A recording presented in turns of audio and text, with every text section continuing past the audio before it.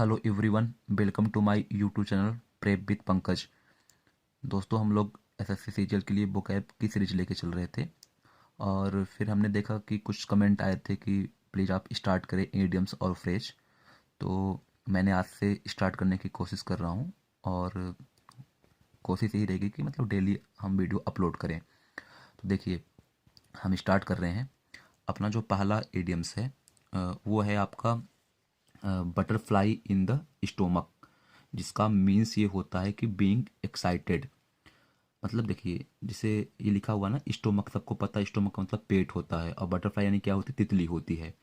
तो किसी के पेट में यदि तितली उड़े, है ना, किसी के पेट में क्या उड़े, तितली उड़े, मतलब कहीं ना कहीं वो व्यक्ति क्या है, वेरी एक्साइटेड है, वो किसी काम के लिए उत्तेजित अवस्था में है। अगर पेट में चूहे कूदे मतलब भूख लग रही है, लेकिन अगर पेट में तितली उड़े तो कॉमन सी बात है ना कि बटरफ्लाई इन द स्टोमक, यानी पेट में यदि तितली उड़े तो कहीं ना कहीं वो बंदा कैसा है, बीइंग एक्साइटेड है। तो इसका मतलब यही होता है, यानी कि काफ़ी उत्तेजित होना, उत्तेजना शुरू। तो आप ऐसे याद कर सकते हैं। नेक्स्ट आपका है cost N arm and a leg. सबको पता है कॉस्ट यानी होती है लागत, है ना। आर्म यानी भुजा और लेग यानी सबको पता है कि टांग, है ना। तो इसका मतलब ये होता है कि वेरी एक्सपेंसिव यानी काफ़ी महंगा। तो इसे आप कैसे याद करेंगे, देखिए, जैसे आप कोई चीज़ खरीदने गए मार्केट में और वो काफ़ी महंगी थी, तो दुकानदार मजाक में बोला कि भाई इसकी लागत यही है कि आप अपना एक भुजा और एक अपनी टांग दे दो। एज अ मजाक में बोला, यानी कि जैसे आप लोग बोलते हो ना कि किडनी बेचना है ना। तो कुल मिला के उसी टाइप का है कि अपना एक टांग और एक भुजा की जो लागत रहेगी उसके बराबर इसका प्राइस है। तो कहीं ना कहीं वो चीज़ क्या है, वेरी एक्सपेंसिव है, बहुत महंगी है। तो आपको माइंड में सेट करना है, रिवीजन पे ज़्यादा फोकस करना है। तो एक टांग और एक भुजा की जो लागत है उसके बराबर इसकी प्राइस है, मतलब कहीं ना कहीं वो कैसा है, वेरी एक्सपेंसिव है। नेक्स्ट आपका है एट ड्रैगस ड्रॉन। तो मैं बता दूं, ड्रैगस का मतलब होता है खंजर, यानी आप लोग जिसको बोलते हो खंजर, है ना, यानी कि ये एक औजार होता है।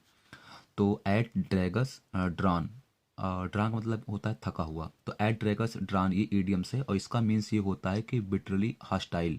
हॉस्टाइल मतलब दुश्मनी आप बोल सकते हो।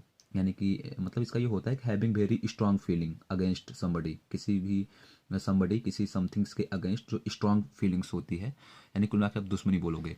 बिटर यानी सबको पता है कड़वाहट होती है, तो बड़ी कट्टर दुश्मनी, जिसको जानी दुश्मनी बोलते हो, तो उसका मतलब होता है। तो एट ड्रैगर्स ड्रान का मतलब होता है बिटरली हॉस्टाइल, यानी कि जानी दुश्मनी।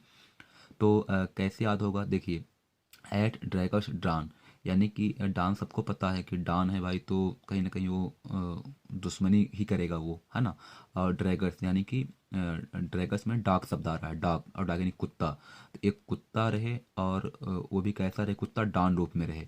तो इसका मतलब पक्का वो कैसी मतलब कैसा बिहेव करेगा, वो बिटरली हॉस्टाइल, यानी कि दुश्मनी जैसा व्यवहार करेगा, यानी कि एज लाइक हो, जैसे वो आपको क्या हो, दुश्मन हो।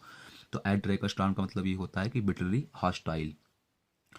तो आप ऐसे याद, या फिर आप ऐसे याद करिए कि जो हॉस्टल है, हॉस्टल में सब व्यक्ति मतलब डान ही अपने आप को समझते हैं, है ना। तो एट ड्रैगस ड्रान यानी कि डाग यानी कुत्ता और डान ये दोनों कैसे होते हैं, बिटरली हॉस्टाइल होते हैं, यानी कट्टर दुश्मनी करते हैं। इनिमिटी भी हो जाएगा, तो कुछ भी आए आपको एज सेंस करना है ना। और मैं आपको एक बात बता दूं, जैसे मान लीजिए कि आपका इनमी है, तो सबको पता है कि ई एन आई यमबाई होता है ना, इनमी। लेकिन जब इनमिटी होगा तो आपका जो आई है वो हट जाएगा, इनमिटी, ठीक है ना। इस चीज़ का ध्यान देना, ये वाला आई हटेगा, तो दुश्मनी भी होती है। नेक्स्ट आपका है पाई इन द स्काई। इसका मतलब ये होता है कि समथिंग नॉट पॉसिबल, जो चीज़ पॉसिबल नहीं है, असंभव है। तो कैसे याद होगा, देखिए, आकाश में पाई, सबको पता है कि जो चावलों में कीड़े पड़ते हैं ना, को पाई बोलते हैं गाँव में। तो ये बताइए, आकाश में पाई को ढूंढ पाना क्या संभव है, हम लोग चावल बीनते हैं या कुछ करते हैं, अच्छे से ढूंढ नहीं पाते हैं, तो आकाश में पाई को पाना इम्पॉसिबल टाइप में, यानी कि समथिंग नॉट पॉसिबल, जो चीज़ें पॉसिबल नहीं है। तो आप यहाँ से याद कर सकते हैं। नेक्स्ट आपका है सी पिंक एलिफेंट। तो सी यानी देखना, पिंक गुलाबी, एलिफेंट गुलाबी, हाथी देखना। सबको पता है कि हाथी तो गुलाबी होती ही नहीं है, क्या किसी ने देखा है, नहीं देखा है। तो गुलाबी हाथी देखना यानी कि भ्रम होना, किसी चीज़ को आप उल्टा देख रहे हो, माने वास्तविकता में वो चीज़ नहीं है बट आपको दिख रहा है, भ्रम होना। तो एनी विजुअल हेलुसिनेशन, यानी कि भ्रम में होना। तो ठीक है, तो आप यहाँ से याद कर सकते हैं। हेलुसिनेशन का मतलब ही होता है भ्रम, यानी सब चीज़ हिलती हुई दिखाई देती है। जैसे कोई ड्रिंकिंग कर लिया तो उससे जो भी विजुअल हो कैसा होगा, हिलता हुआ होगा, मतलब भ्रम हो रहा है ना, ऐसा। नेक्स्ट आपका है put the carts before the horse, यानी कि कार्ट यानी कि जो गाड़ी होती है बैलगाड़ी टाइप में, तो कार्ट मतलब ठेला, तो ठेला खींचना माने गाड़ी खींचना, बिफोर द हॉर्स घोड़े के पहले, यानी कि घोड़ा गाड़ी थी है ना, कार्ट था आपका, और उसमें घोड़ा नहीं लगा है, अभी घोड़ा आया नहीं है, और आप कार्ट को खींच रहे हैं। तो खींचना किसको चाहिए, घोड़े को खींचना चाहिए कार्ट, क्योंकि वो बैलगाड़ी है या घोड़े वाली गाड़ी है। तो घोड़े के पहले ही कार्ट को खींचना, तो जो काम ऐसा इंसान करेगा कि यानी घोड़ा नहीं आया, कार्ट को खुद वो खुद खींचने लगे, तो कहीं ना कहीं वो काम कैसा कर रहा है, उल्टा काम शुरू कर रहा है, क्योंकि जो काम घोड़े का है वो काम वो कर रहा है। तो टू डू थिंग्स रॉन्गली, यानी गलत तरीके से किसी काम को करना, गलत तरीके से स्टार्ट करना, तो आप यहाँ से याद कर सकते हैं। नेक्स्ट आपका है बोन ऑफ कंटेंशन। तो बोन ऑफ कंटेंशन का मतलब होता है काज ऑफ क्वेरल, यानी झगड़े का कारण। तो कैसे याद होगा, देख लिए बोन यानी सबको पता है हड्डी, और जैसे हड्डी शब्द आता है लोग बोलते हैं ना क्या यार तुम कबाब की हड्डी बने हो, यानी कि जिसे आप बोलते हो कि झगड़े का कारण ही स्टार्ट मानिए। तो याद आप ऐसे करेंगे, देखिए कंटेंट, कंटेंट मतलब सामग्री, और सामग्री में यदि आपकी कोई हड्डी आ जाए तो आप सीधा सा क्या करोगे, लड़ाई ही करोगे, तो कहीं ना कहीं वो झगड़े का क्या होता है, कारण होता है, तो आप यहाँ से याद कर सकते हैं। नेक्स्ट आपका है बोर्न विथ सिल्वर स्पून, यानी कि चांदी के चम्मच के साथ जन्म लेना। तो बनी सी बात है, एक ऐसा बच्चा जैसे ही जन्म लिया उसके पास चांदी के चम्मच रहे, या हम लोगों के पास नॉर्मल चम्मच है, और चांदी का चम्मच जिसके पास रहे, मतलब to be born in a rich family, कहीं ना कहीं वो बड़ी फैमिली में जन्म लिया हुआ है। तो ये सिंपल सा था, आप याद कर सकते हैं। आखिर आपका लास्ट मतलब कि नेक्स्ट है ब्लेज द ट्रेल। ट्रेल, तो बेज द ट्रेल का मतलब होता है टू स्टार्ट मूवमेंट, है ना।